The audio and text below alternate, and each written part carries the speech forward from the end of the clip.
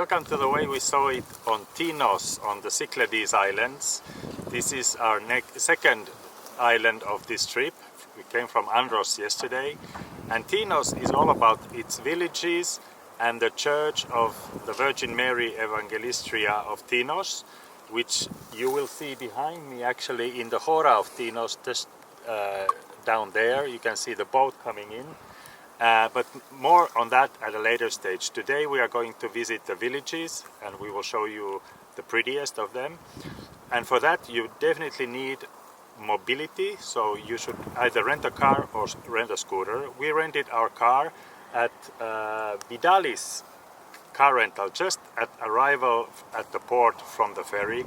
And I must say we have never received such good service in a rental car company. This is not a paid advertisement or anything. But nothing was impossible, everything was possible, and the prices were okay. We pay 65 euros a day. Mind you, this is high season, so for a small car this is more or less what you have to pay. If you get a bigger car, of course, you pay more. Let's go and see the villages of Tinos.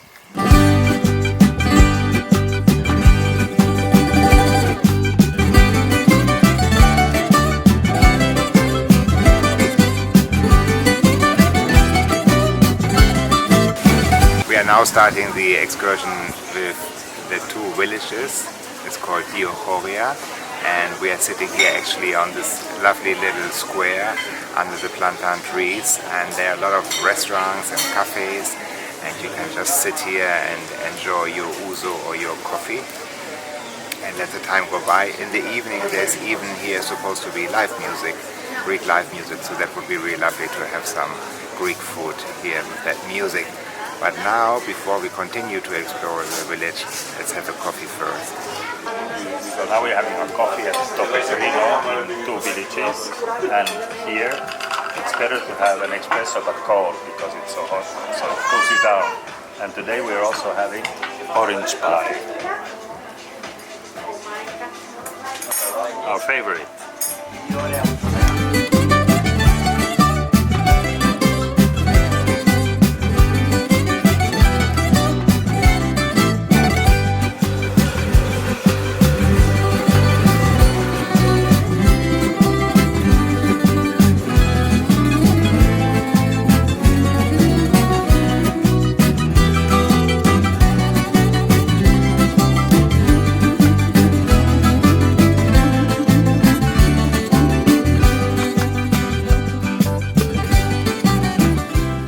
Here we are at the Catholic shrine of the Sacred Heart of Jesus. This is very close to the ACCOMMODATION castle, which is on the top of Tinos.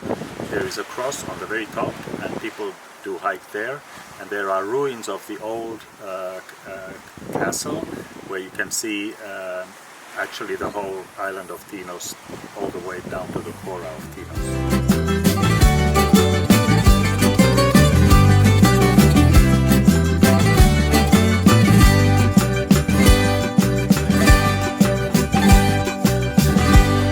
Now arrived to Wolax, which is located on a plateau in the inland of Tinos, and it's in Wolax they have very unique round stones which give the whole landscape kind of like a lunar feel, and the houses are built around these stones, and these stones are from Plutonic origin, and I had to Google what Plutonic origin is, so it has to do with the underground, because they were formed by very high temperatures in the underground of the Earth, and kind of like volcanic origin, and Pluto is the god of the underground, so that's why these rocks are Plutonic origins. And the houses here in Wolax are built around it, on top of it, or next to it, but it gives a very special impression when you walk around here and see all these round stones. And behind me you see one of these old towers, which are the Pigeon Towers actually. They're from the Venetian area, and some of these towers have been transformed into little houses.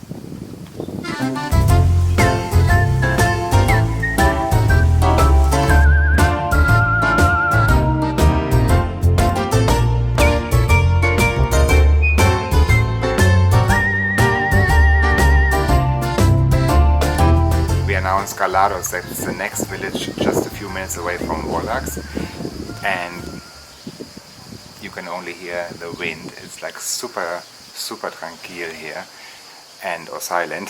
That was all Spanish. And we have seen in these little villages many Airbnbs, or like little houses you can rent and so on.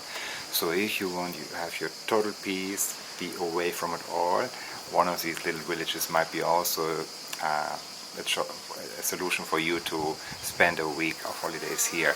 Very easy way to find them is when you go on Google Maps and then you see these houses. They are all kind of marked, and very often they have the website underneath where you can book it.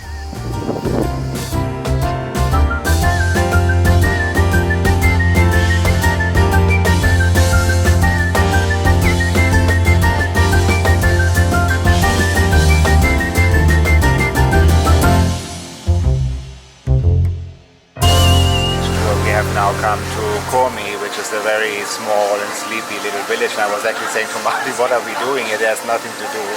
But he said on the 29th of August there's a party here, so if you have nothing to do on the 29th of August, come here. And actually when you drive via the countryside from village to village, you see these cove towers or pigeon towers. We were actually also discussing what's the difference between a cove and a pigeon. And Marty was telling me that a pigeon is dirty and a dove, not a cove, and a dove is sacred. But if you know the answer, put it in the comments. And these dove cotes, or pigeon towers, however you want to call them, they have these ornamental structures like triangles, and they are really beautifully covered in ornaments. And you also find these ornaments on many houses. And these towers are actually a leftover from the Venetian times, when it was fancy to have one of these towers, and it was also a sign how wealthy your family is. And in this coffee here on the main square where we currently are, we ordered artichoke ice cream. So let's see how that will be. So this is the ice cream, and it has capers on top of it. This is pickled capers. Capers but sweet. So tell me about the dove towers. And the goat tower. The goat towers, no, probably the doves on the top and the goats below. The pigeon towers were built to contain agricultural products and to house pigeons, because the poo of the pigeon was very useful for the fertility of the ground, so that's why pigeon towers. And what you need to know about these Tinos villages is that they all have a very high culinary offering. Komi is not an exception on that. It has 3 great restaurants on the main square where you can choose for breakfast, brunch or dinner. This is because Tinos is also considered as the best destination for culinary lovers because of the great ingredients Tinos is offering. We have now arrived to the village of Pyrgos, and the second big thing in Tinos is actually marble. So there's a very good white marble here and a green one which is exported. And Greece anyway is specialized on the marble production and exporting every year over 380,000 tons. Main market, of course, China. This museum is very interesting. Don't miss it when you're here. You can see behind me here all these pieces which are exhibited here, and it tells you all about the history, about the craftsmanship, about the different types of marble. Very interesting. So this is Pyrgos, or also called Panormos. It's a very big village, the furthest away from Kora. Actually, it only has 500 inhabitants, but it's more or less big and has a lot of typical Tinoan houses with those marble decorations that you see everywhere. In Pyrgos, we have found this amazing place called Sima, and we told you before already that in Tinos, everything is about the food, and we have been actually discovering all these little villages because this time we were hit by so strong Meltemi wind that since 2 days it's not possible to go to the beach, because then you look like a Wiener Schnitzel because the sand is all over. So actually discovering these villages is a good alternative. And I was reading in the travel book before already that Tinos is all about the food, and I was thinking, okay, but I really must say it is. Look what we got now. So this is fried artichokes, and then we have here a dip which is made from parsley, which is kind of like a hummus, and then of course bread, and then oil with garlic, olives, and there will be also meatballs coming. Just amazing. And of course wine from Tinos. Marty has a rosé, and I have a white wine. I have already tipped I think I'm 2 persons. So cheers, and definitely do the food tour on Tinos. Salud. The next village is called Isternia, which is facing southwest. Actually, we are on the other side now of the island, with amazing views over the island of Syros and the whole Aegean Sea. This village is built like in an amphitheater kind of setting, and has amazing terraces where you can have coffee and watch the ships going by.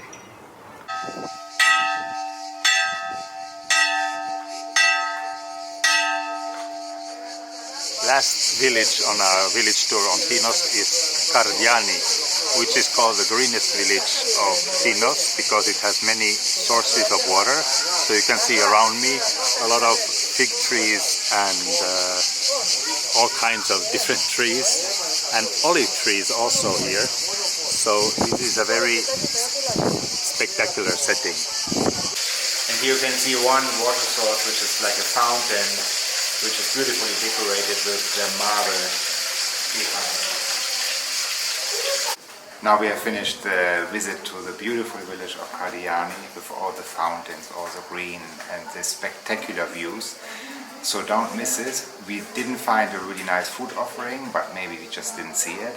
But what we did see is that there was a beautiful photo exhibition actually all the way along the walkways with pictures from maybe people who are living here in the village. I haven't found any information about it. There's nothing written nowhere, but it's beautiful to look at these pictures.